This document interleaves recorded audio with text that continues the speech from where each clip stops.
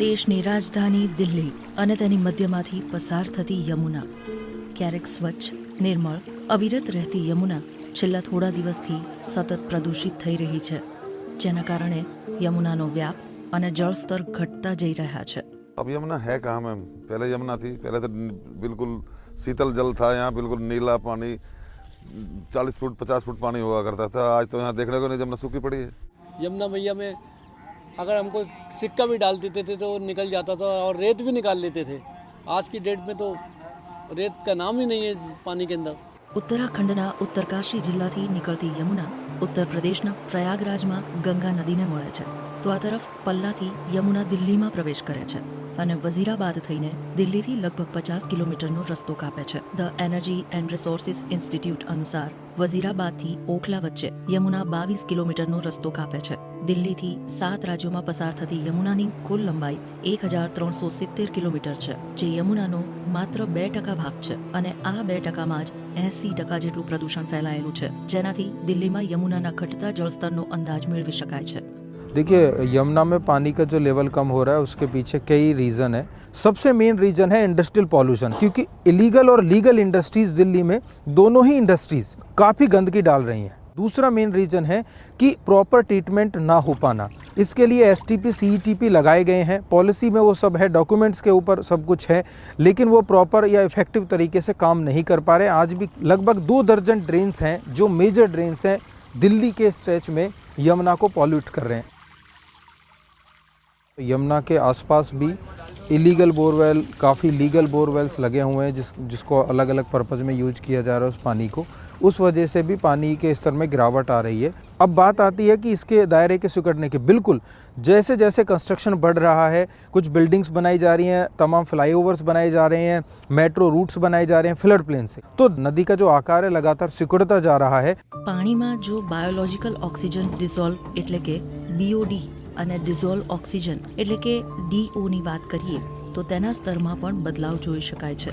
જ્યારે BODનું સ્તર વધે છે તો તેના પાણીમાં ઓક્સિજનનું પ્રમાણ ઘટે છે અને તેનાથી નદીમાં રહેતા જીવ પર ખરાબ અસર થાય છે.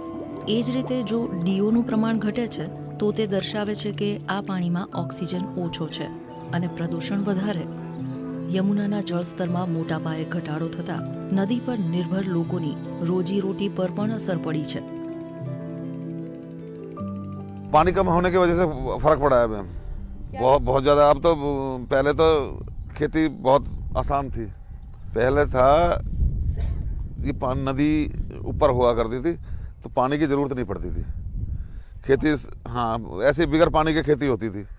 और अब साधन खत्म हो गए, लोग बाहर निकलने लगे, यहाँ से भाग के चलने लगे और धंधा कर रहे हैं अपना, कोई किसी चीज़ का धंधा बाहर निकल के जब निकलने लगे अब लोग. अब कब तो ये जो है ना, ये बाहर से आते हैं कुछ लोग, वो बेचारे खेती वेती कर रहे हैं. मेन जो किसान है वो तो छोड़ बगे. નિષ્ણાતો અનુસાર દિલ્હી તરફ યમુનામાં ઓછામાં ઓછું 2500 ક્યુસેક પાણી હોવું જોઈએ. યમુના નદીની ઊંડાઈનો અંદાજ એ વાતથી લગાવી શકાય છે કે ઘણા સ્થળોએ યમુના પગપાળા ચાલીને પાર કરી શકાય છે. દિલ્હીના ITO ઘાટ પર રહેનારા પપ્પુ પંડિતના પરિવારમાં છેલ્લી 5 પેઢીથી બધા જ તરવૈયા છે. मेरी जो यमुना नदी से जो मेरा रुझान है वो बचपन से ही है. यहीं तैर के इतने बड़े हुए हैं. 40-42 साल पहले यमुना नदी बहुत साफ़ थी और अच्छा पानी था. लोग बाग सुबह नहा के यहाँ से जाते थे. अब देखिए यमुना का कोई नहाना, डुबकी लगाना भी पसंद नहीं कर रहा. अब बच्चे जो हैं वो बाहर जाने लग गए, स्विमिंग पूलों में जाने लग गए. દિલ્હીમાં યમુના બાયોડાયવર્સિટી પાર્કને કન્ઝર્વેશન દ્વારા સ્થાપિત કરનારા એક વરિષ્ઠ વૈજ્ઞાનિક ફયાઝ ખુદસર યમુનાને સાફ કરવાની રીત વિશે વાત કરે છે. अगर हम गौर करें कि इस नदी को हम बचाएं कैसे, जिंदा कैसे करें, एग्जिस्टिंग वेटलैंड या जो वेटलैंड भर चुके हैं उनको फिर से रिस्टोर करें, नदियों के फ्लड प्लेन को बचा पाए इंक्रोचमेंट से. फ्लड प्लेन वेटलैंड में पानी जमा करके बाढ़ का अगर हम चाहें तो इस नदी को बचा सकते हैं. उसके ग्रासलैंड और फॉरेस्ट इकोसिस्टम को फिर से रिस्टोर कर पाए तो नदियाँ जी उठेंगी. દિલ્હી સરકાર સમય સમય પર યમુનાને સાફ કરવાનું વચન આપતી રહી છે. દિલ્હીના મુખ્યમંત્રી અરવિંદ કેજરીવાલે આગામી ચૂંટણી સુધી યમુનાને સાફ કરવાનું વચન પણ આપ્યું હતું અને એ માટેની પ્રક્રિયા વિશે પણ વાત કરી હતી. इस वाले चुनाव में जब दिल्ली का चुनाव लड़ा था, मैंने प्रॉमिस किया था दिल्ली वालों को कि अगले चुनाव तक मैं यमुना को साफ़ कर दूंगा, और अगले चुनाव के पहले मैं भी यमुना में डुबकी लगाऊंगा और आप सब लोगों को यमुना के साफ़ पानी में डुबकी लगवाऊंगा।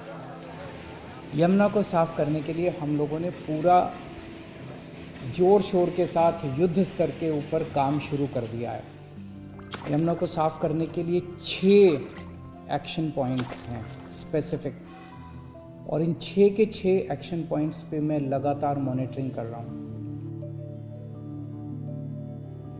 જો કે TERIના એક રિપોર્ટ પ્રમાણે છેલ્લા 30 વર્ષમાં યમુનાને સાફ કરવા માટે અત્યાર સુધીમાં 6,000 કરોડ રૂપિયાનો ખર્ચ થયો છે, છતાં તેની સ્થિતિ એમની એમ છે।